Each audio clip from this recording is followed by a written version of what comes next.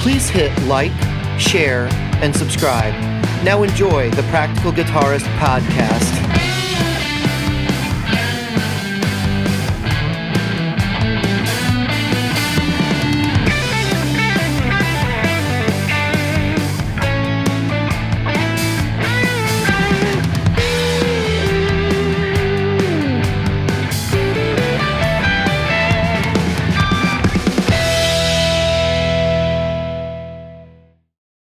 Good evening, Jim. Good evening, David. We have a special report for our show listeners that involves things like tonight, and I've been told to do this. I've been told that we should address every single topic at the top of the show so everybody knows what to expect from here on out. First off, if you're watching and you enjoy this, please like and subscribe. Hit the notification icon down below. It helps us Google search and YouTube search to do that. So please. Feel free at your leisure. I want to talk about, that big event that gets held annually that everybody seems to think is like this really important thing. I want to talk about a new guitar from an old company. I want to talk about a new purchase. And we also need to talk about what's going on in a local municipality here. And I'm going to start us off with that, actually. So I, as a part of Old Stumpy, which is if you recall, is my cover outfit garbage thing that we do and get paid for. Sometimes, we took a gig for the city of Roselle, which is actually a few cities north of where I live, in Illinois. And Roselle's a pretty wealthy neighborhood. Lots of $450,000, $500,000 homes up to $1 million. There's a train station there, very quaint downtown. Very kind of trendy community. Not a big town. Doesn't have a Walmart or anything like that in it because that's all down in Bloomingdale, which is nearby. But it's, typical suburban, like upper middle class suburb. Not an upper class suburb. I know where those are too. And the reason why I broached this is because we took this gig. Our booking agent got us this gig, and apparently we're not getting paid. We were told by the city of Roselle that most artists do this for free. It's a volunteer thing, and that it's good exposure. First off, if anyone ever tells you it's good exposure, chances are it's not. And you have a value as a musician. I don't care if you're playing the worst music and you're not any good at your instrument. You do have a value because guess what?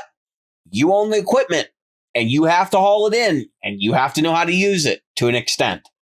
And that means, if it's $20 to get you to come out and play because you suck that bad, then it's $20, right? But right. The idea that a municipality, not just a municipality, but an upper class municipality gets to, just say, we're not going to pay. And so that's how this is going to work this year. Now, the plot thickens, right? So I go back to my band leader when I'm told this, and I said, you're kidding, right? And he goes, you call me a liar? And I said, no, that's not what I'm saying. I cannot believe that the city of Roselle has a festival every year and they don't pay entertainment. Yeah, I'm sorry, that just feels. Wait, there's more. There's more, right? Okay. So asking around some of the local people I know that have actually played Roselle Festival before, they historically have done things like paid people with drink tickets and that kind of nonsense. Or carnival wristbands and things like that. And, come on. Oh, I'm not kidding. These are from bands that get paid decent amounts of money to play in various places. One of the guys I spoke to plays maybe 5-6 shows a year because nobody around here can afford the fee. That when they do play, they are usually pretty in demand. They play and they pack wherever they're at. Okay. So, and they have kind of a reputation, around the area as one of the local festival bands that does, dates at 2 or 3 of the local festivals every year. And that's pretty much it. So anyway, I was told that several years ago during the daytime slots, which is what we're playing, they were paying like $100 for a whole band, which is first off, it's pathetic, right? It's embarrassing for a municipality to think that having a band show up and play for 2 hours in the hot sun with, all their gear and all that stuff, set up and tear down, no roadies, nothing like that, is $100 affair, right? Like it's absolutely mind-boggling to me. So that in and of itself was appalling to me, but it just turns out like year over year, apparently they've been dropping the amount of money they're willing to spend on this event.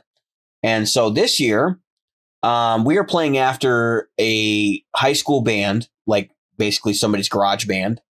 And the band after us, which is hysterical to me, you have an actual band with a real name, real marketing behind it, members that are at least known in your community.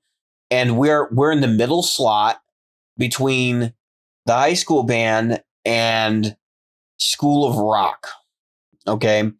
So they're going to feature, their featured act for the night is basically a music school, which is like, what is going on with this?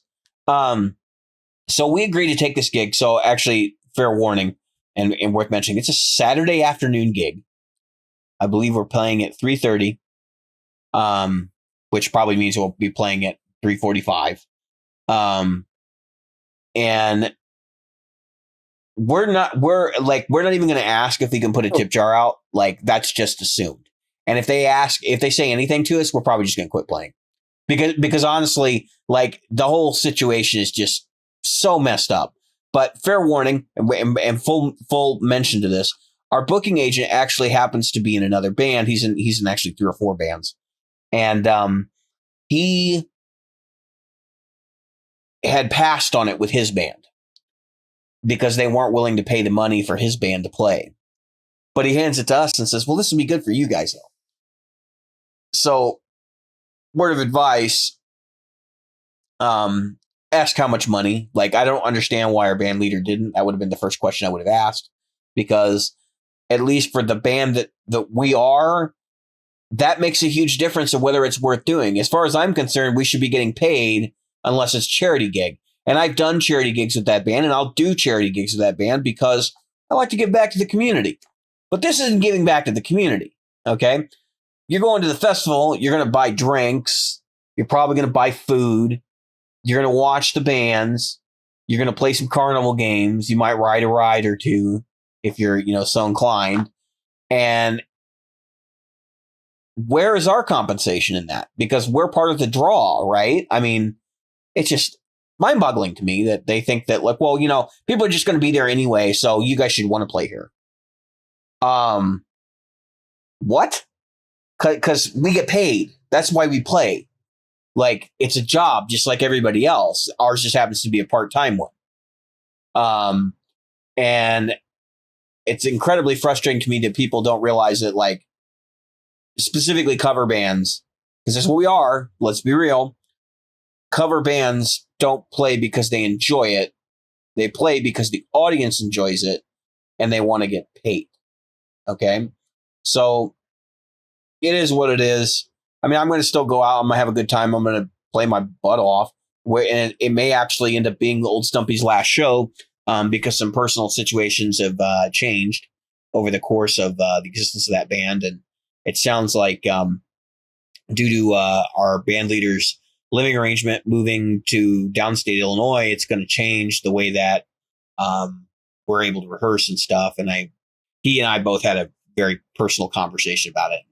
I basically told him, I said, dude, it's not a big deal if it has to end, because, we weren't making any money at it anyway.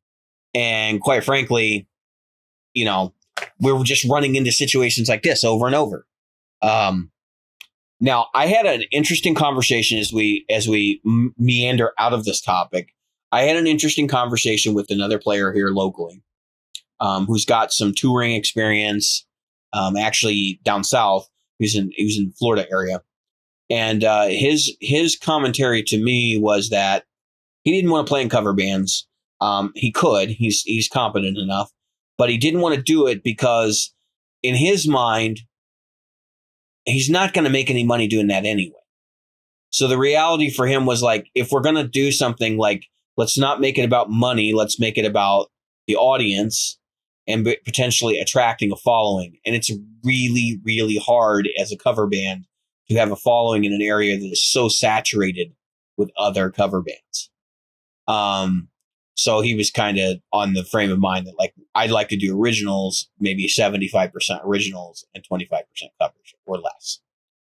Because he says it's the originals that keep people interested, and that's how you build your following. And of course, my next question was, well, how do you get gigs in? Because, I've not seen a group around here with a press kit that I've seen. Now, I'm not saying they don't exist, with a press kit that's good enough to say, we don't do originals, this is what we sound like, and actually have the club owner be like, okay, that's legit.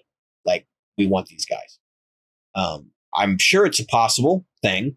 I think a lot of people aren't serious about this industry. If you go back to the episode with Danny Raven, he talks about, hey, people, a lot of people aren't serious about this industry as a business. And I think in order to get serious about this industry as a business, you have to invest in yourself. And that might mean paying some money to have somebody do your record.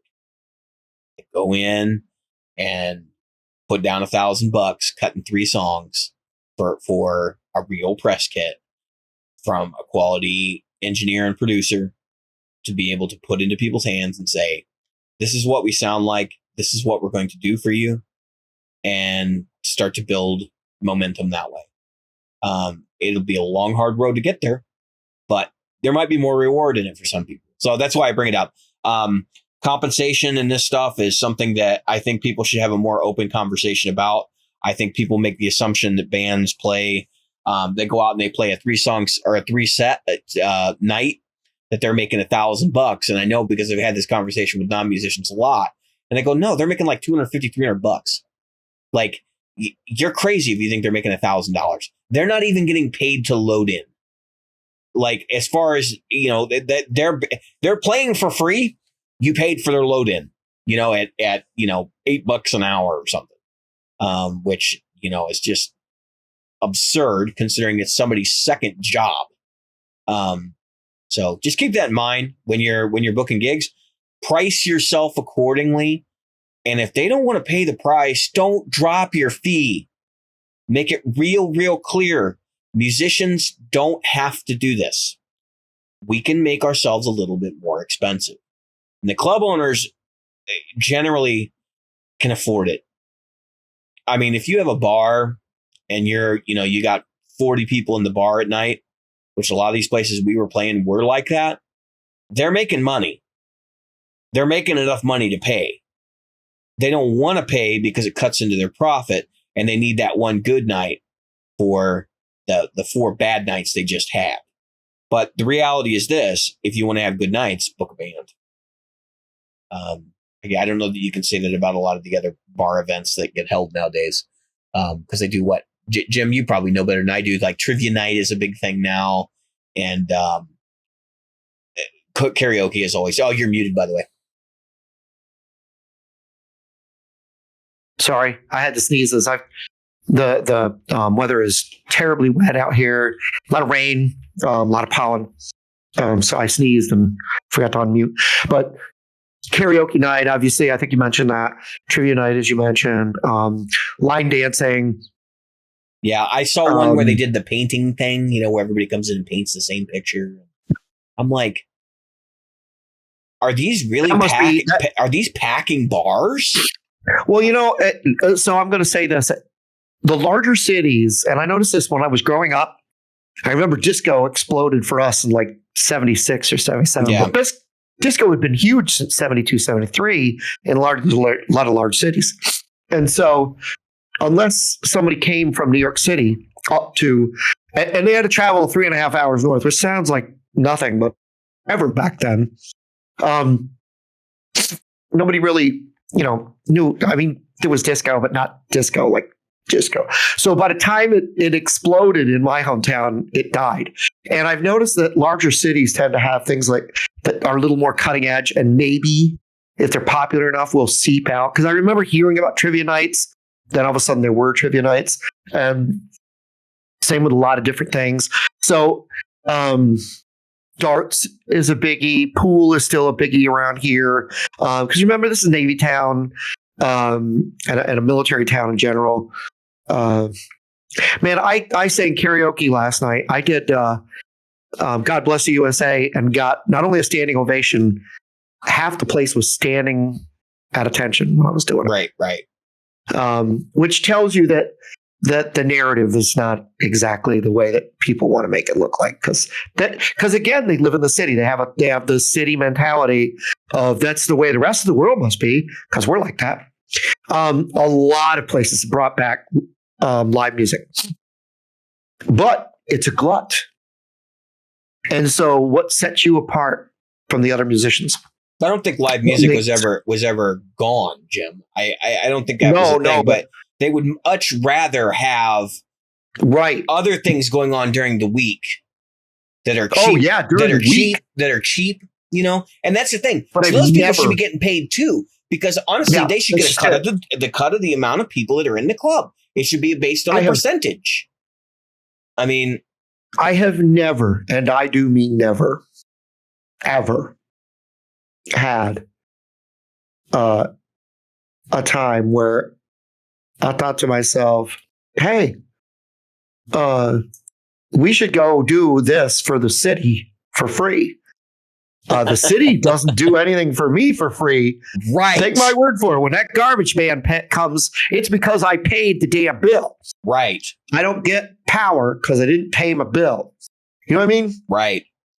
Exactly. No, and that's why I'm so frustrated with the situation. So, anyway, moving on. There was another. I wouldn't do it. Yeah, I wouldn't do it. I'd tell them no. But you know what? It's unfortunate that your rep, because your rep represents the band. But if the band is breaking up, who cares? Honestly, at this point, I think it's more or less just we'll play for tips. We usually get $200 in tips. So yeah. And if it's a big crowd, we'll probably get more than that. Which if it ends up being I get $50 for the show, that's fantastic at this point. So it'll be what it is, But it's just a crappy situation, and nobody should actually. You should. The moral of this topic is you should pay attention to how much you're getting paid, and you should demand what you are worth. And if they're not going to do it, don't. Yeah, there's a couple of things that didn't get done well. One, the band didn't say to the person that's booking them, never book us for less than X. I wouldn't be surprised if the number was dangled in front of us and then changed. And I don't have all that information. I've had that happen. I don't have all the information, but I do know that we played another gig for the same township. And that was kind of, well, we're paying you, but they wouldn't say how much until we pushed the issue. And then it kind of went down, and it was like, okay, why? Right. And it just basically boils down to they want to do this, but they have no budget for it. That's not my problem. Okay. That my problem is you have to pay me. And so therefore I should not be there. So anyway, right. and they like you've had happen before, they try to shortchange you when they pay you. And you're like, wait a minute. And that's why so many local bands don't have writers. We don't have one. And it's like, why don't you have an agreement? And I'm not talking about a gentleman's agreement between two people speaking, but like somebody signing off and saying, this is what we've agreed to. And if they don't want to pay you, I just throw them the agreement, walk out. Be like, all right. I had internal strife with a band that I actually left. I don't know if we talked about this. So pre-pandemic, I was part of a band, and the guy kept saying that we were going to get paid. It wasn't a lot, but we were going to get paid to do this and that's the thing. You're talking about a community that has money. This is a place that has money. It's people that have money. Mm-hmm. And they said they'd pay us this, or he said they were going to they'll probably pay us this much. Well, what is the real number? Well, I'm thinking they're going to give us this much. What is the real number? Well, I booked us for that thing, but what is the real number? We're going to be playing on this night and we need to be there by this time. What is the real number? You agreed to this and has not told us anything. The night before, I was like, how much are we getting paid? Oh, we're not getting paid. Yeah, then I wouldn't have shown up. Yeah, In that situation, I would have been like, dude, seriously? Yeah, but at this point, in reality, and I was leaving the band, but I said, you know what? I'm not going to be that guy. I'll show up. I'll do my thing. Yeah. And believe it or not, we got more in tips than what we thought we were going to get. But still, the drummer and I both decided that was it. We were not doing it anymore, and we didn't continue with that band. But so it kind of imploded on itself. And it was all about the ego of one person that wanted to play in a certain place for a person that he liked. He had a crush on somebody or something. It was so ridiculous that I thought to myself, I can't believe I just went through that. Remember talking about this vaguely. But it might have been on the side. You and I might have been on the side. But the fact is that it's just, I don't know how I somehow lost $250. I don't know what happened. I don't have enough money to lose $250. Yeah. Oh no, they're not back there. No. Let's see if there's something hanging up. I mean, if I did, it's not groundbreakingly terrible. I've scrimped by on less on a payday after I got my check, but I think that I counted myself down $250 twice to be safe than sorry. So whatever. I still haven't hung the Pearl. Oh, we didn't record when I last didn't hang Pearl, but I haven't hung Pearl in a while. She's been down for a few days. What's wrong with it? I did all maintenance on my guitars. So okay, so you're just working on it. And I think we talked about that last time. We haven't posted that one yet, but by the time this airs, we will have.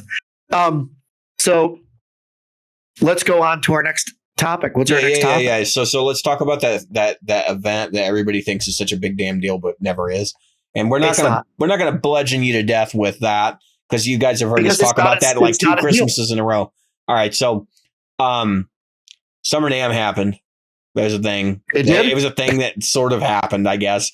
I mean, when I saw some of the saddest YouTube content I've ever seen. Yeah, it was like the YouTubers were like, holy hell, what do we do now?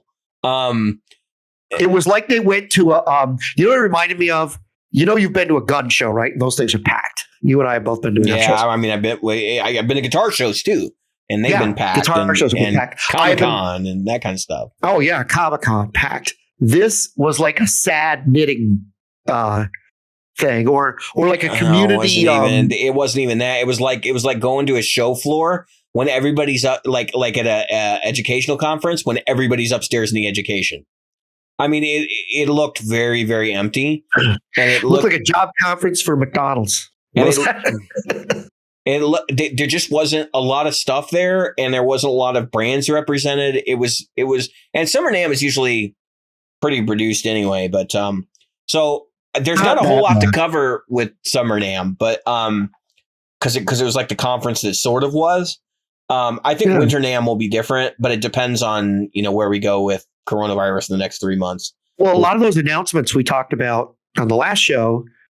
They're basically Namm announcements. They weren't even there. Ibanez didn't show with the headless guitars. Yep. You'd think they would have had a few prototypes because they have other stuff coming too. Because I've been seeing leaks online in various places that like the little dealers posting shit and then taking it down because they're like, oh, we're not supposed to say that yet. So there's some new Ibanez stuff coming. I won't share because out of respect for Ibanez, I won't share too much about what's coming, but.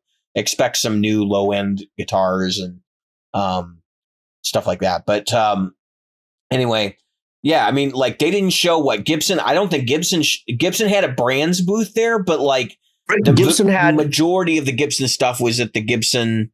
Well, you just drive down the street, I guess. Yeah. I don't know. It didn't seem like it was that far away. In fact, Dylan Talks Tone and a couple others did most of their stuff from the Gibson garage. Yeah. He had more content from the Gibson garage. I wouldn't and be. he bought a guitar. I wouldn't be surprised if they weren't shuttling people from the venue to Gibson garage. Yeah, me either. And the fact is that it would be cheaper than putting a booth. Yeah, well, they had a booth because I know like Gibson Brands was represented. I don't know if Mesa Boogie made an appearance, but it was. Yeah, it was probably as big as my house or my little studio here. Mm-hmm. Mm-hmm. 11 by 11 by 11. But historically, I mean, they end up with like sometimes in the winter Namm, they end up with the whole floor. I mean, so because they own, so like you got to remember, Gibson owns what? Like they own KRK, they own Pioneer, right. they own Kramer. Like, yeah, there's a bunch of different brands that they own. And they're all represented as part of the Gibson brands when they actually go. And there's been a couple of conferences in the last couple of years where that's been sketchy if they're going to appear. So Fender, of course, they launched a couple of things while they were there, but it wasn't the big splash. Actually, the most interesting thing that I saw come out of the event, and interesting because we're going to actually turn this into a topic, was the Boss guitar. Yeah. Can I tell you what the Boss guitar name is? What is it? So it's the Euros. Which is like a euro, right? Or and I thought it had something to do. Yeah. Well, Euros actually EUROS. I know. Yep. It actually, yeah, like euro, like money, right? Yeah. And I thought, oh, it's like a euro. No, it's actually named after the Greek word for the god of southeast wind. And I want this to be a great segue into. I'm reminded of South Park. Mm-hmm. And I'm instead going to go with a southeast fart because this has got to be the least interesting and probably to me. I mean, and now, folks, now don't get us wrong. There are only two of these guitars that exist. Okay, neither of us is going to play one anytime soon. Right now, but I guess one in North America and one in Europe, and it's already announced. It's already on. You can order it from Sweetwater. $2,200 for and I wrote this down. I want people to know the fart from Japan. Okay. Mm-hmm. So, and I got my little smiley face here so everybody can do I did the LOL thing. But that's my shitty handwriting there. What I have to you didn't make it out of cut up letters from a magazine? Like, I know I didn't. No chain letter, huh? Right. But what I don't get, this is the thing I don't get, okay, is, okay, so they come up with this guitar, and they had a perfect opportunity to upstage the Line 6 Variax and improve upon the Boss Roland guitar from the past. And what did they do? They made this thing, which is, I want to talk about let us talk about its features. Let's talk about that foot pedal. It comes with it. It actually doesn't come with it. You have to buy it separately. We're going to go there. We're going to talk about it. We're also going to compare it to the elephant in the room that it's mimicking. Yeah. And so the Boss guitar, like Boss has a history of making instruments. This is not the first time. There was the Roland synth guitars in the 80s, and then which some of those are highly sought after. And there's the GR7, and then of course they did the Roland Ready Strats, which were basically MIDI pickups in a Stratocaster. And then most recently, when they lost their deal with Fender, they went to Strandberg and they did the GR7 Strandberg, or not GR7, but the GK divided pickup Strandberg, which is actually a pretty cool concept for them and sort of fits their motif and aesthetic. Yes. And then they come out with this thing. So let me describe it to you. Yeah. It's jet black. Okay. Yep. It is flat black, matte, right? And it is, it's got a maple neck, rosewood board. I'm assuming it's rosewood, rosewood board. And I'm doing this from memory, by the way, because it's a super bass guitar. It has dots, I think, for inlays. Dot inlays. Does it have locking tuners? Super basic fretboard. Let me take a look. I think the tuners are locking. I don't think they're locking, but they might be. It has a Godot 510 on it. So it's kind of Suresque in that regard. It has I believe a plastic nut. So it's probably not plastic. It's probably Graphtec or some Graphtec alike material. Sorry, by the way, it was Eurus, not Euro. Oh, I thought it was Euros. And yes, those are locking tuners. Okay. At least what I can see. All right. So it's got locking tuners on it. Big deal, right? Like at $2,200, you're damn well better. It's basically a $2,200 Strat, dual humbucker, with 4 knobs. And for $2,200, they couldn't come up with a recharging system. You have to use 4 AA batteries. Are you serious? Do you know what? If you couldn't meet that price point, this is not the guitar you should have released. This is the Firebird X. Did you? Well, we're going there. I'm saying it here. We're going there. That just wait. Our listeners, please listen. Just hang on for a second because I want to talk more about the Eurus before we get there. So the interesting thing is there's no divided pickup in this. So there's no 13 pin. There's no 13 pin MIDI out. There's no DIN plug for MIDI, which is what you normally get, right? Like was it like 9 pin, I think. There's not even an aux jack for MIDI. So this thing can't speak MIDI. So when you play it, it's basically just doing its polyphonic magic, which Boss probably does have the leading polyphonic tracking technology right now. If you're familiar with the SY series products, they are stellar. The Boss OC5, which is their octave pedal that uses the same technology, has been out of stock since it came out last year.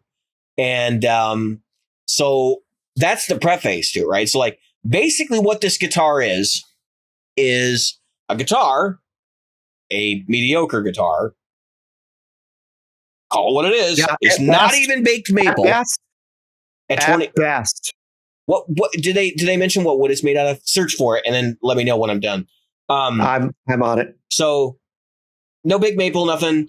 And then this guitar is basically like this like turd of a guitar. It looks cheap. It looks super cheap. Alder body. Okay, at least it's alder. Neck, at least it's alder. Fretboard. Real bone nut. Remember your $2,200. I thought it was a Graphtec nut. It says real bone nut. Maybe I'm thinking about another picture I saw today. Anyway, it is basically that a cheap guitar with an SY synthesizer in it. Okay. Here's what I have a problem with. Okay, you go ahead because I need to. I mean, that's what it is. It's an SY synthesizer, and then it has an attachment that you can buy separately. I don't know what it costs, but it's Boss. So it's probably $200 that allows you to connect up to it and control various parameters on the guitar. I don't know if the pedal is listed yet because usually they are very good at for Sweetwater. They're very good at connecting your like. Here's the stuff you might want with this, right? And that pedal's not connected. I'm not saying it's not there, but here's the thing I have a problem with. Let me go through a couple of things that should be great. Okay, but I want to preface this with 4 AA batteries that supposedly give you 9 hours of operation. Oh, it does have an optional power adapter sold separately. Don't ask me how the power gets to it and why you would want to run voltage to your guitar, but let's talk a little bit. It has a GS1 editor for iOS and Android devices. So you have USB and Bluetooth connectivity to upload your synth sounds. Okay? That's a good thing. Okay? But you're telling me that you have to have a power adapter or 4 AA batteries? You couldn't come up with a recharging system if you have a power adapter? Seriously? I'm a little bit maybe the power adapter so you can recharge a recharging system. I don't know. And independent outputs for guitar and synth. This is where it bugs me. Goes right back to what you were talking about. So no MIDI. Really? So I can't control the switching so that when I'm on stage, I can switch MIDI wise this thing. I mean, I understand because you could probably control a Bluetooth device that could switch your guitar for you. Maybe is that capable? No, they just decided that guitarists don't need MIDI. We don't use MIDI, and so screw it. Maybe. So here's where I want to get. really granular with this and talk about stupid stuff. So it uses 4 AA batteries. Gee, what else uses 4 AA batteries? The SY1, the SY 500? Yeah. Yep. Why would you? I mean, it's pretty clear what this is. If you're not paying Right. attention to what I've been saying, this is an SY 500 loaded guitar with an effects pedal in it. And it's not an effects pedal, it's a synth pedal. And because of that, it doesn't do MIDI in and out. It doesn't benefit from the tracking of having the 13 pin, because everyone who has a 13 pin says that the SY1000 is awesome because it tracks even better than the SY 500. So if you've never done, let me back up. If you've never experienced synthesizer guitar, understand that there's various levels of tracking, and what that means is that when you pick a note, how fast it picks up on what that note is and then generates the sound. So there can be little bits of latency, and there can be lots of latency, and so that's basically what that is. So when we talk about tracking, that's what we're talking about. Right. And if you're talking about somebody who wants to use synth sounds for guitar, you're going to talk about those people that do the two-handed tapping and the the really intricate, and there's nothing wrong with that. I'm not putting any of that music down. I love that music. But I'm just saying that that's probably more, it's not targeted towards it's not tractor. It is towards that person that's like creating soundscapes by touching their fingerboards lightly in different places. People are going to hate what I'm about to say, but I don't think there's a market for this at all. And I don't think there's been a market for synth guitars. It's a product that exists that keeps getting pushed out to the masses. Like there's this giant group of people just like, give it to me. And there's really a very small group of people that are interested in this stuff, which is why there's not more products. That's why Boss Roland is basically the only company that does it. There are a couple other minor companies that have messed around with this stuff before, but it's mostly Boss Roland. Right. And so it comes down to this. Is this something that people want? I don't think so. They didn't want it 7 years ago. Again, I get to, it's possible. This is why I mentioned those people that do this. The tracking. It's got to track how many notes at a time in how many positions across the fretboard. And I just don't know if we're going to have, especially when it comes to the fact that it's got to be very precise. And this guitar, no offense to people who love guitar, because we all do, but I would think that would be like a fan fret Strandberg type. Which they had. Because, yeah. Now, I don't know if they're killing that. The Roland Strandberg collab. I don't know if that's going away. And I would suspect it's not, because they still need something with a 13-pin pickup on it to be able to plug the SY1000.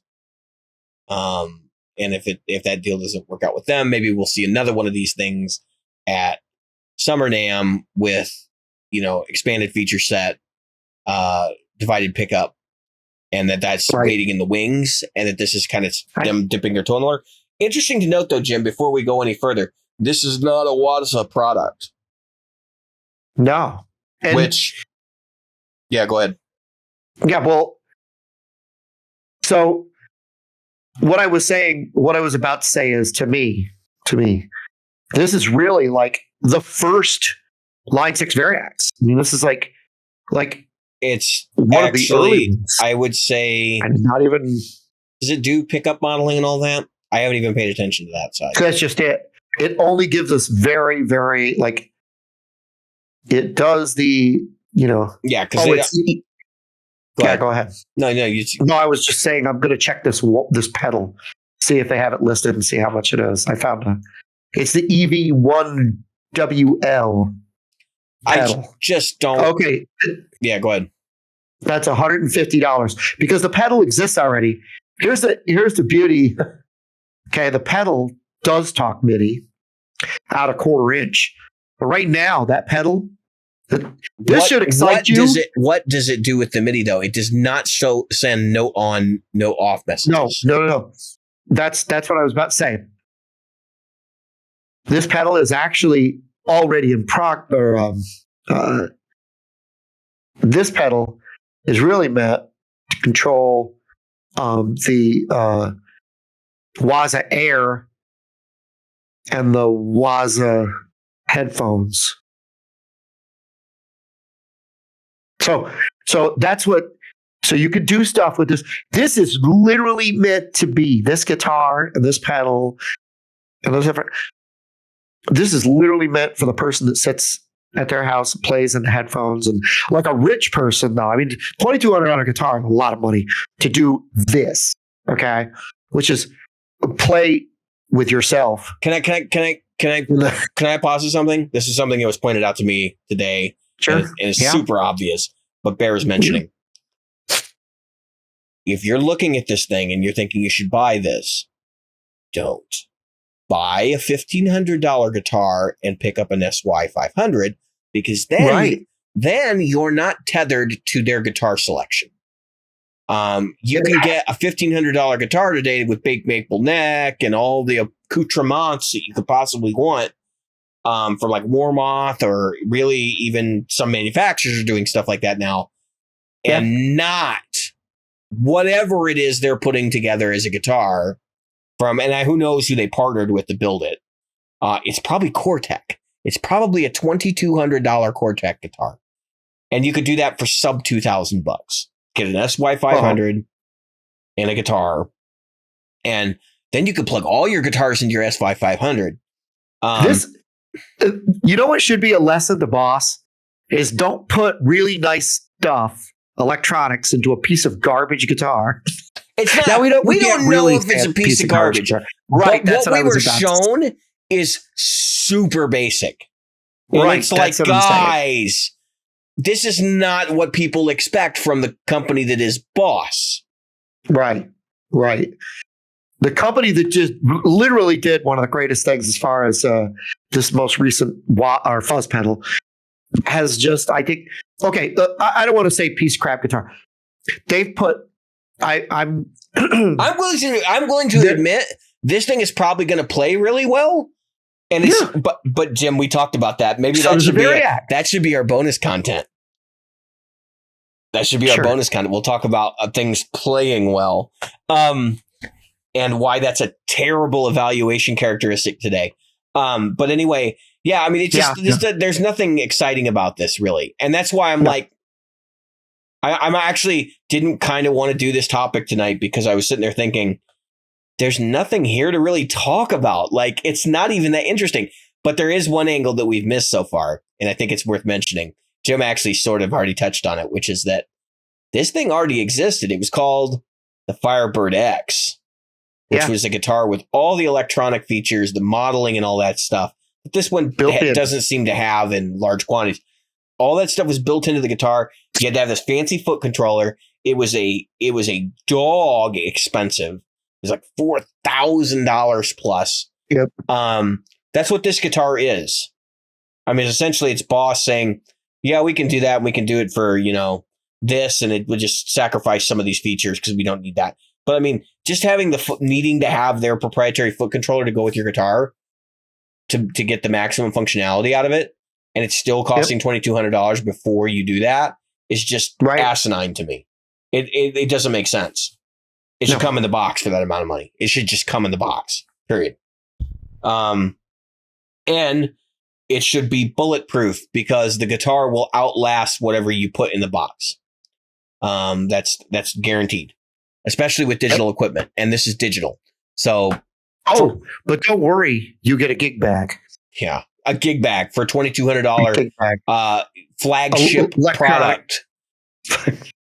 It is. It's Boss's flagship guitar, Jim. I mean, that's what I'm saying. That's so you know what? Right. So I'm gonna put a theory out there that this is gonna start to put the nail in this topic.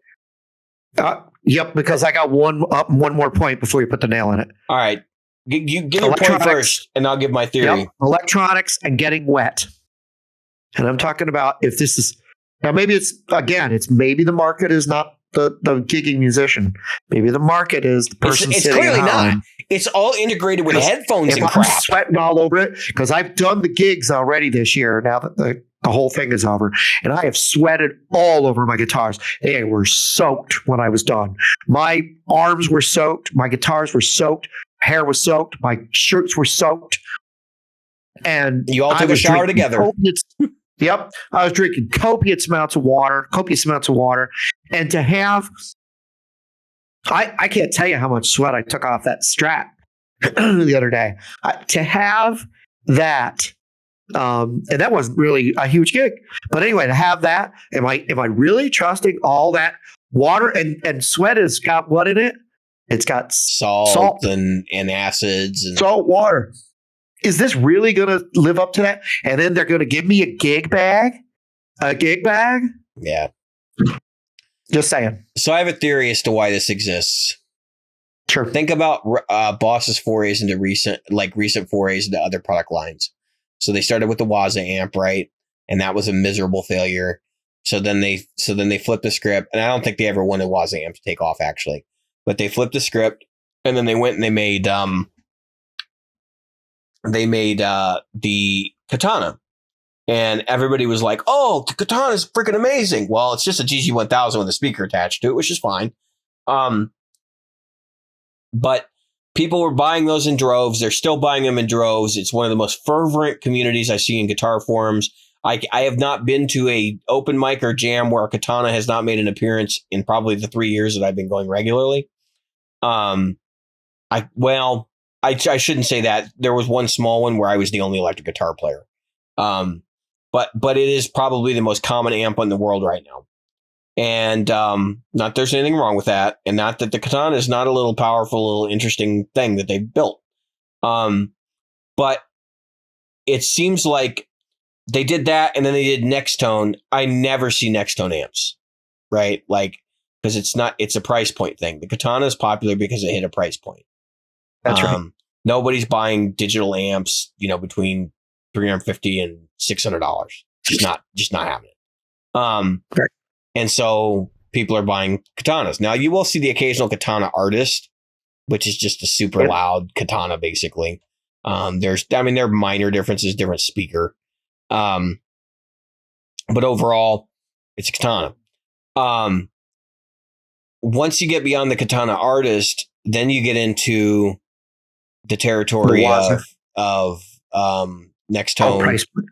And then so you're at Next Tone, and then there's nothing else. So like they have Waza amp at the very top of the line, which is really expensive, and I think they're still doing those. Yeah, that's all great, right? So like successful. We sold Katanas. We sold 1 billion of them. Probably infused Boss with so much capital. Now remember, Boss and Roland are the same company. So I'm sure even with the guitar amps on the Katana side taking off, it's probably 50% of their 50% of their profits when you compare it to what's going on in the keyboard side of the business and the other electronic merchandise that Roland produces. But so then they're sitting there going, we got to make a product for these fervent Boss fans. It's like they realize they have fans now because Katana has taken off and there's a vibrant user community. It's like everybody wants a Boss guitar now to go with their Katana. They made a $2,200 guitar to plug into the Katana. That's what this is. That is honestly what this is. And I'm not going to sugarcoat it for anybody. Not going to sugarcoat it. It is a $2,200 guitar for you to plug into your Boss Katana, your $250 amplifier. And Jim, you know as well as I do, we've had these conversations about why do people spend $3,500 on a guitar to plug it into a $50 practice amp? Like, what in the hell? It's always better. And I'm going to say this. This is fact. Okay. As far as our listeners are concerned, this is fact. If it is always better to take a inexpensive guitar and plug it into a great amp than to go the other way. That is fact at this point. Because you're going to get more out of it. Like, your tone is generated partially by the guitar and partially by the amp. And as we've said with the tone pyramid and all the other stuff, like speakers are a big thing and the amplifier is a big thing and your pedals are a big thing and your guitar is also a big thing. But if the guitar is playable, which leads us into our bonus content, if your guitar is playable, then just get a good amp. And in this case, Boss seems to have lost their mind and forgotten who they marketed the Katana to. And they don't seem to understand why the Katana is successful. The Katana is successful is because it's cheap. It is not successful. It's cheap and it's decent. It's not successful because it's expensive at all. None of their expensive offerings have sold well. None of them. That's why you don't see them everywhere. There's not a vibrant community supporting Nextone right now. Not in the way that there is for Katana. I'm sure there are users out there. I think they should have been very, very, very careful before they stuck their foot in this water. And done a lot of market research. And honestly, like when I saw Boss is releasing a guitar, I got kind of excited because I was like, well, it's Boss and everything Boss does is really solid. But then I saw the specs and I'm like, this is like a Fender Stratocaster at $2,200 and it's got so much digital crap in it. I really wish Boss would have just said, no, we're going to put out a guitar that's just a guitar. Like a really good quality guitar in the vein of a Japanese like motif with, kind of think about, ESP, that kind of stuff. Maybe Stratocaster shape, maybe a little bit more offset like they did. I would be actually, if this guitar were just like this, big maple neck, Goto 510, 2 humbuckers, quality pickups, and they could be Boss branded humbuckers and a decent headstock shape with a decent logo on it, because the black Boss logo on this guitar is just, oh my God. I'd buy it. I'd be like, hell yeah, I love Boss. I mean, I have a DS1 in the background for a reason. Because it's the only Boss pedal I have that's not on my board right now. I just don't understand why they did this. And I think we're going to see design changes before it comes to market. I think people are pre-ordering these, and I wouldn't be surprised if they don't make some running changes. But I also think that it may change very quickly. As in, like next year, we might get another one, and it might be a little bit more what audiences were expecting. Yeah. I would not be surprised to not see what's like a Bushido would be the next guitar they make, which goes with the Katana and is lower priced and makes sense and is economical and works real well. So as our bonus content, one of the conversations Jim and I had this week, and I think it's worthy and relevant to this conversation, is playability. And I asked Jim a very pointed question. I said, when was the last time you picked up a guitar and went, wow, this thing plays like shit? Yeah. Yeah. It's been a long time. Now, I want to quantify some things as part of this conversation, because I did in the original one, which is, and I'm not talking about sharp fret ends. Right. And I'm not talking, because that's fixable stuff, right? Like that's a setup thing. Yeah. Or you pay for the guy $10 to file down the fret ends. Guy or gal when they do your work. But or things that are setup related. Because when you pick up a guitar, you're going to set it up when you pick it up at the store. Like you just know it's optimal setup conditions. It just doesn't happen anymore, right, Jim? I mean, like pretty much every guitar in the market is totally playable. So I was kind of poking fun at reviewers, and I'm talking about magazines, I'm talking about YouTubers, I'm talking about your buddy down the street who says, man, this thing plays great. No shit. I mean, literally, that's my answer to you. Seriously? Of course it does. Of course it does. Our quality control in this industry right now is the best it's ever been. No one can ever take that away from the companies that have actually managed to make that a reality. CNC, just generally understanding what customers look for, making sure crap guitars don't get imported and sent out to stores. And even dealers going through the guitars when they hang them up on the rack and saying, this is a reject, throw it back. Okay. Right. It's just so much better these days. But it's not just that, right? So like when somebody reviews a guitar and they say, well, it plays great. Right. That's like, did you take it out of the box and set it up? Because the few guitars I have played where I was like, wow, this plays like dog shit. I think to myself, I bet it plays great with the setup. That's the next thought that pops into my mind, because very rarely are you going to pick a guitar up off the shelf at a store. And I'm sure you guys all do the typical guitar player thing and you go, look down the neck. I'm here to tell you that doesn't do a whole lot. That doesn't do a whole lot for you. With a brand new guitar, I literally never do that. There are reasons to do it, but when people do it and they're not trying to angle it towards the light, then you know that they don't know what they're doing, because that is supposed to be, you're supposed to get even light reflection across the top of the frets, and if it's any way variable or different, then you know you got something wrong with either fret height or neck height. Either the neck wasn't filed properly, whatever. Back in the 70s, you could pick up a Fender off the rack and it might not have a smooth neck. Look down the neck and you see maybe one half of the neck would be like this, Right into the 90s, some of those necks were terrible. Yeah. So the reason why I bring it up is because, like, you just don't see that anymore. And if that was something another thing, reviewers don't get guitars that are messed up like that. Okay. So if you're going to check the quality on something, please check the quality on something when you're looking at it. But you're checking the quality on it doesn't mean that the guitar is necessarily bad or like the whole line is bad or whatever. So they're reviewing an individual item. Right. One out of many. That was probably hand selected and sent. Sometimes. Well, I mean, YouTube reviewers may not be doing that, but in the case of magazines, I'm thinking about magazines. Damn well. That was hand selected.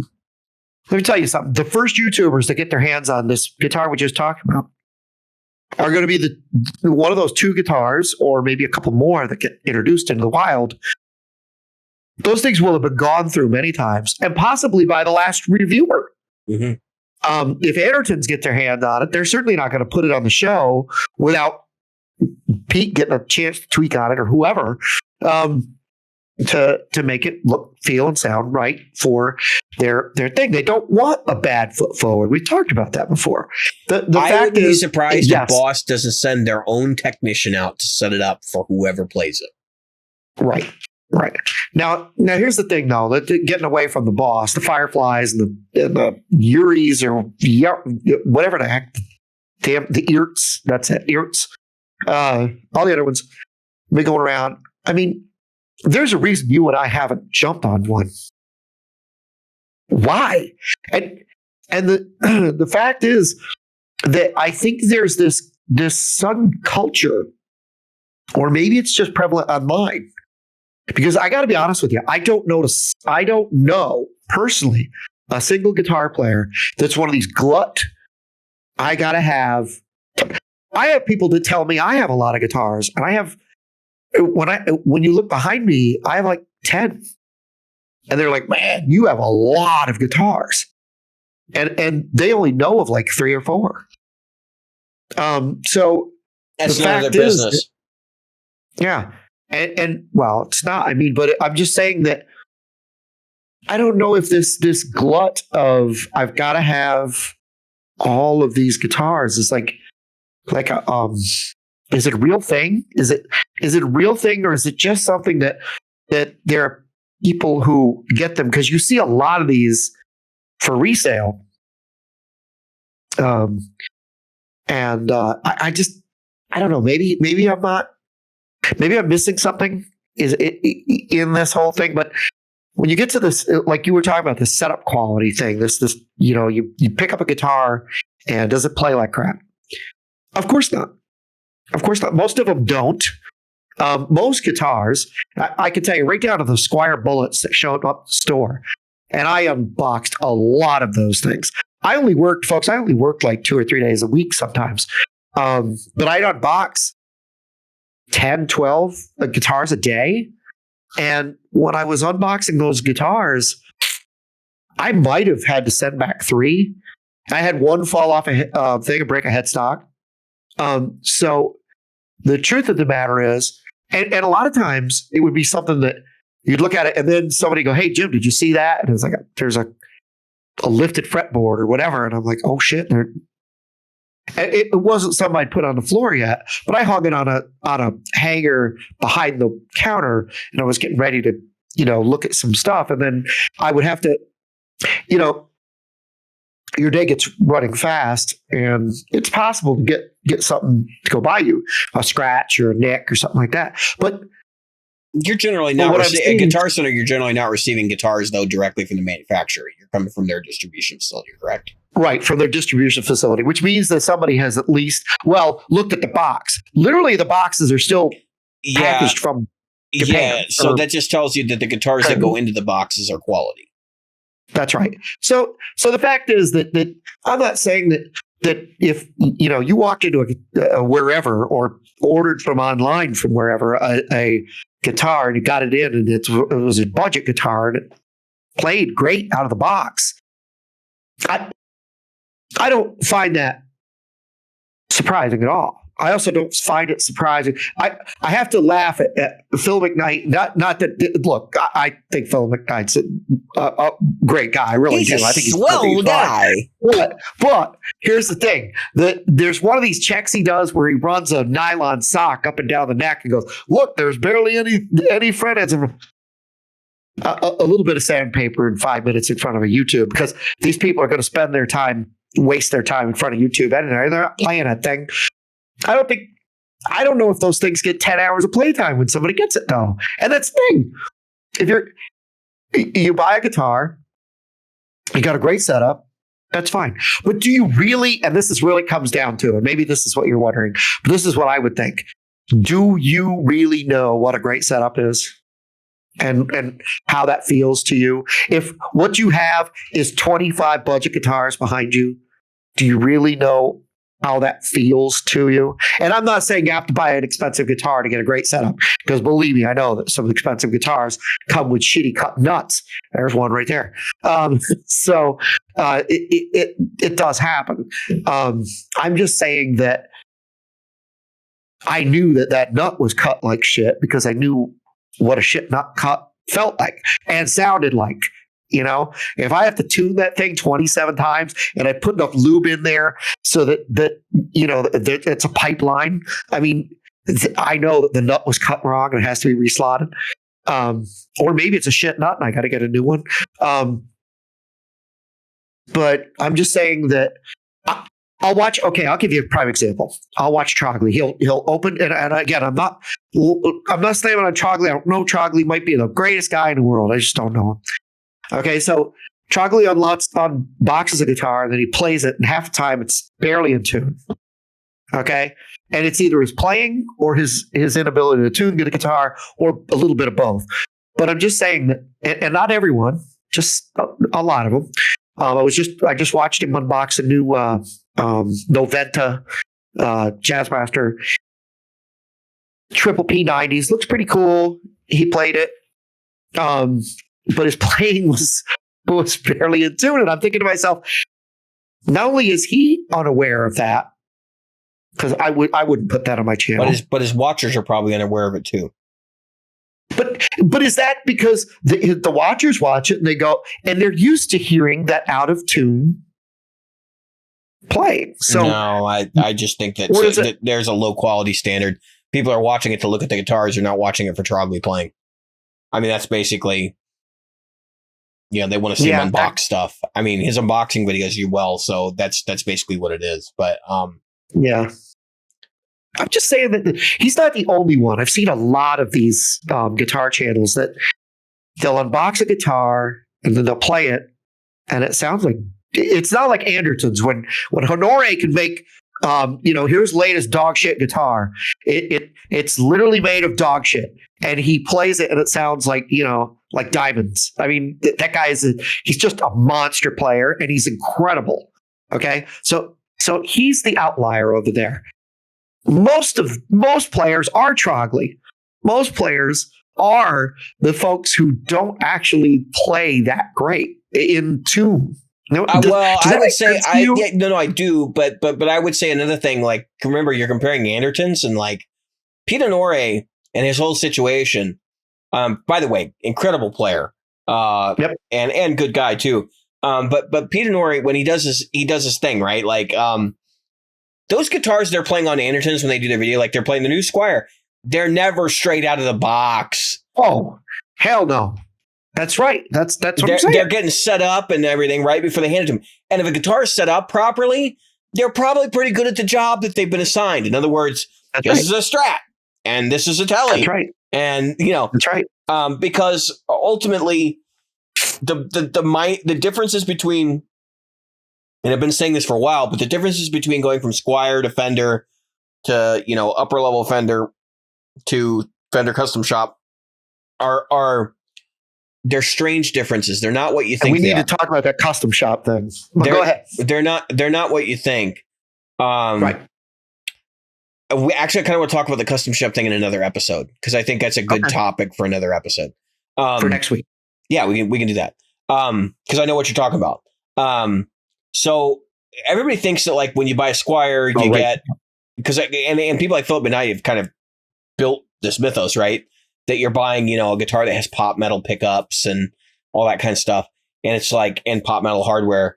And that may be true, but it's still 80% to 90% of the way to being the same sort of sound same sort of sound properties and playability as its, south of the border counterpart or far, well, I guess that's what, Japan, right? So they make guitars in Japan and then also, of course, here in the States and Indonesia.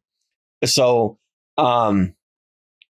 all these guitars are really only they're 10% away from one another, right?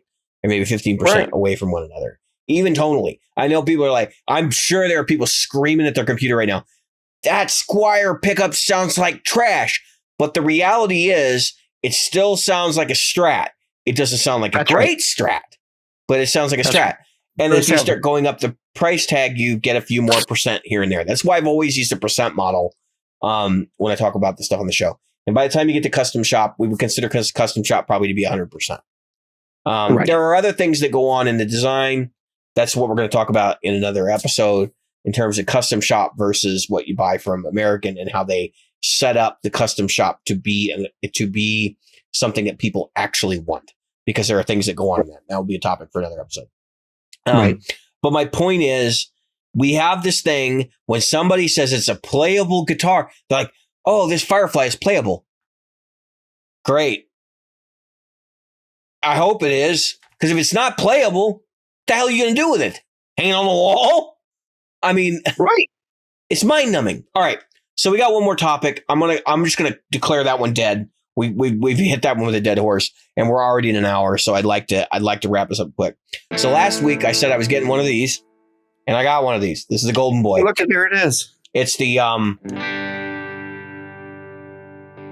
Jackson Audio Golden Boy, which I don't know why I couldn't remember their name. I had to look for it on the thing. Which is cool because the graphics on it are all engraved.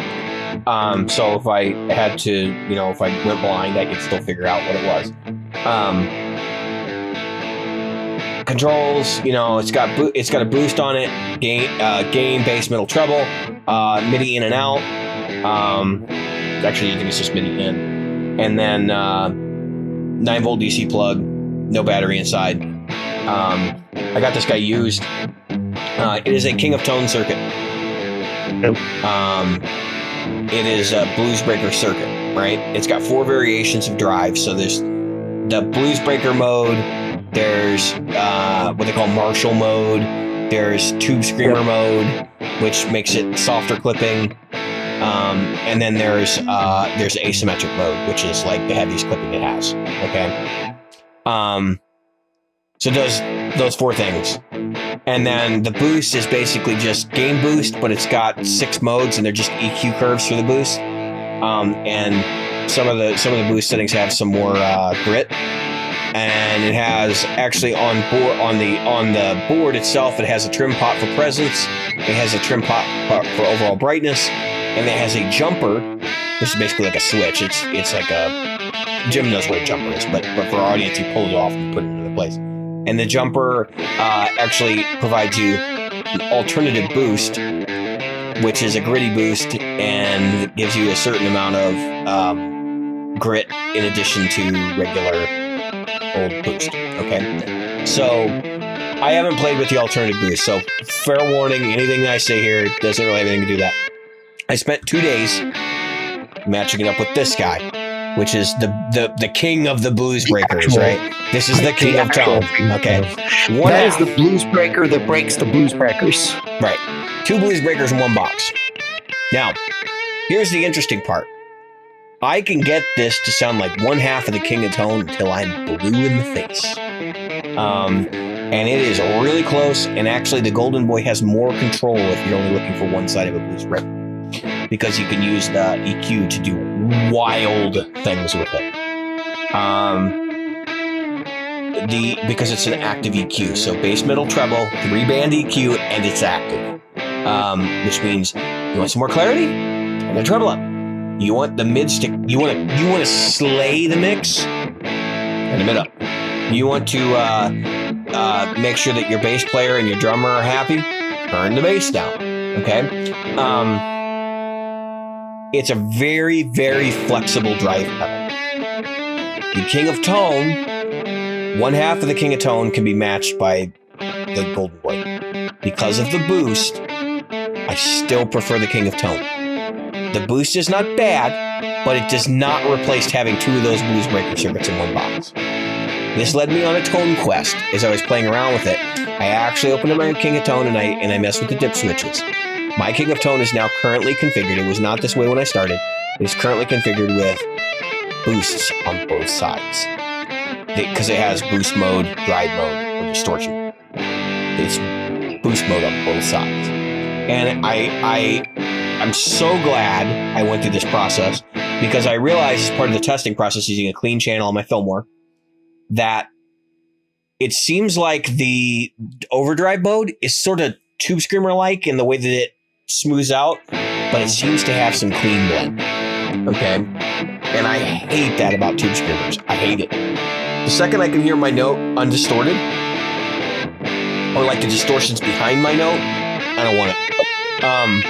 So I went in and goosed it. I got it set up that way, and that actually matches up very well to the Golden Boy's Marshall mode. So anyway, the King of Tone is not going off my board, not in the short term. The Golden Boy will do exactly what I want it to do, which is to go to open mics and open jams and sit on the floor while I play through my Fillmore. I can use the boost in those situations, and if I'm with my PRS, it's going to sound really good. My Strat does not, the boost doesn't work super well with it, because boosted Strats really need a mid boost. If I had a Tube Screamer to go with it, that would probably work really well. And there is a boost in here that's like a mid focus boost, which I'm going to play more with just to figure out exactly what that sounds like. But it will not match the King of Tone because it's not 2 blues breakers in one box. Now, here's the interesting thing. So I was having some conversations with some other people who are fans of the blues breaker pedal. Jeff Biesiadecki of Good Time Music is a fan of the blues breaker. So he's got a special pedal made for him called the MacGuffin. I don't think I can say who makes it, but I do actually know who makes it.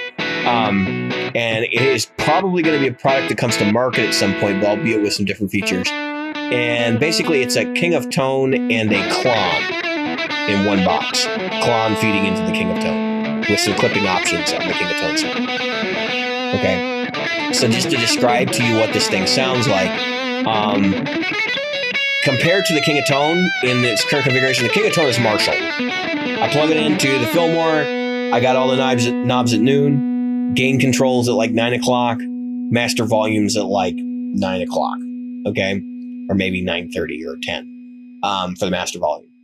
And so the King of Tone kicked on. Sounds like a Marshall Plexi. Okay, lots of, maybe more like an 800. Lots of like punch. Big mid-rangey focus distortion, just like what you'd hear out of a JCM 800 with all the thunderous low end and all that stuff too. when we plug in the MacGuffin, that sounds more like a Mesa Boogie. The front end is more refined, and it's louder and more raucous. It sounded kind of like the Badlander, actually, to me. Which I've remarked that the Badlander is a Mesa Boogie trying to be a Marshall.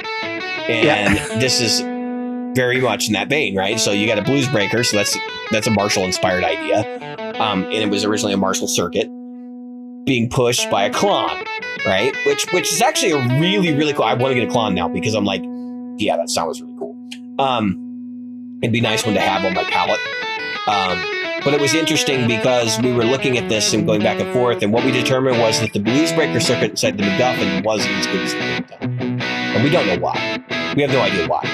But just going to that single side, comparing to both the Golden Boy and the King of Tone, they were very, very similar on one side. But the Golden Boy would have been a perfect replacement for the King of Tone circuit that's inside the MacGuffin. Right. It's just a cool, it's a cool thing to do when you can actually get some stuff in a room and do a shootout. We wanted to get a Prince of Tone for the shootout, but we couldn't find anybody that was available that had one. And we were also looking for the Wampler with their blues breaker. Wampler's it's like a P. It starts with a P or something. Not the plexi. Hold on. I know this. Should. Because I've always been. It is a Pantheon. Yeah, we came up with the same time. Yeah. So the Pantheon is it's got an interesting tone stack that drives a blues breaker circuit. We would like to have got we'd all like to get them in one room. So JHS has the Morning Glory. Morning Glory. But the Morning Glory, so I don't think the Morning Glory would actually work in that shootout because it's different enough. Even though the drive is still based on that sound, the blues breaker, the Prince of Tone blues breaker sound, it's been tweaked to be lower gain and to bloom in a certain way. So I don't think it really would have fit in the comparison, but I would have loved to have one and just get all these pedals together in a room and just go, okay, so this one's good for this, and this one's good for that, and this one's good for the other. But you know what I found, Jim, from going through this experience? And it's going to be really funny and really embarrassing to admit this, but I'm going to start collecting blues breakers probably. Because that's the pedal for me. Like, I've played a bunch of overdrive pedals, and I've never found one that really worked for me. But then I found the King of Tone, and playing each of these today, I was like, damn. I'm like, that one. I think I'll probably like these other two. So it's crazy, right? I mean, that's what happened to me when I started running down that fuzz pedal thing, and I had to land on a fuzz pedal. So it was like, how do you pick the one you like the best? I guess it just. Well, I'm sort of in a different situation because I'm younger, and I don't mean that to be derogatory, but because I'm younger, I can collect all of these blues breakers and have them sitting on a shelf, and someday when I need one, I can grab the one that's appropriate for my situation. Right. Playing a blues gig, grab the Morning Glory. Playing playing a metal gig, grab the King of Tone. That King of Tone would be a terrible metal. This is the one pedal you probably would use for metal. But I'm sure someone will make a blues breaker that works for metal. It's gonna happen. I'm sure, because this circuit is taking off, and it shares lineage with the Tube Screamer, and some topology elements with the Tube Screamer. But I really feel like it's gonna, at some point, somebody's gonna start making things that are just way out whacked out using the same chipset, and that's when. Yeah. But so right now, so here's why. So if you're on the list for the King of Tone, here's what you got to look forward to, right? You're going to have a pedal that at some point the chip is going to disappear. It's not going to exist anymore, and you'll be one of the only people with that I see. Because apparently, and Analog Man has made this very clear before, that he's building King of Tones. He refuses to build them quickly because he knows that it is a finite product.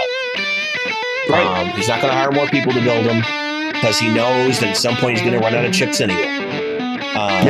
And from a business sense, it sort of makes sense. At some point, he'll probably close down the list, and he's going to say, you know what? There's so many people on the list at this point. I only have this many left. So got to close the list. And then whatever's left over, who gets it? He will probably keep a portion of those chipsets for private reserve. But it's a really interesting phenomenon that this circuit is taking off, and that there's so many different variations of it right now. It seems like it has been the pedal du jour as of late. For a while. And right now, if you do get on the King of Tone list, they are shipping to people who've been on the list since 2017. So, yeah, my hat's off to you. I'm sorry if you can't get one. I really wish that some of the personal things that have happened to Mike Kira as he's building these things were not happening, because he had some very awful personal situations that have created his back is weightless up way beyond 2 years. His back order, yeah. In 2019, when my order came up, they were almost to 1 year out. And then it just went all to hell. So, anyway. All right. I know he just recently had something happen to him. I don't want to go into detail, but he just recently had something. So, yeah. The problem I have is I run down a rabbit hole, right, of tone, and I want to stress something to people before we close this shop that I have to stress to myself sometimes, and maybe it'll help other people. Sometimes the tone, which you think is the thing that you need, isn't what you need at all. No. You just need to play, and the fact is that it is way too easy to get caught up in those things and forget that really, I mean, I've thought about this. I've thought about going down to 3 guitars. If you find something that works, stick with it. Stick to it. Yeah. That's exactly what we were just talking about the other day. Actually, I guess 4 guitars. My Strat, my 2 Les Pauls, my 335. I've thought about just going to those. Mm-hmm. And actually, I've been talking to somebody about my SG recently. And the fact is, everybody knows I love my SG. I mean, that thing's, Yeah, but I mean, at some point it becomes... the redundancy. And the fact is that as I play, and I really sit down and play, and you do this too, I find that I gravitate towards one guitar anyway. And really the other ones are just to kind of give me a different thing. But how many different things do I need? And at what point, right? And at one point, does it just become option paralysis? And instead of worrying about the playing and the tone that I'm locking into, I'm more worried about a soundscape and not a playscape. Right. I don't know if that makes any sense, but we get locked into gear. It's something I've been noticing lately. A lot of people I've talked to, especially because of 2020, they're not spending time playing. They're spending time looking at gear on the internet. And I catch myself doing it every day, 10 minutes, 15 minutes. And then I finally cut myself off and I say, you know what?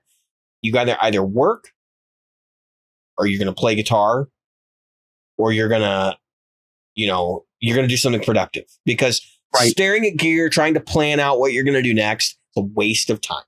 It's what it is. Yep. It's an addiction. It's a waste of time. So it is. It really is. It doesn't help anybody. I've been David. I've been Jim. And tonight we've been Practical Guitarists.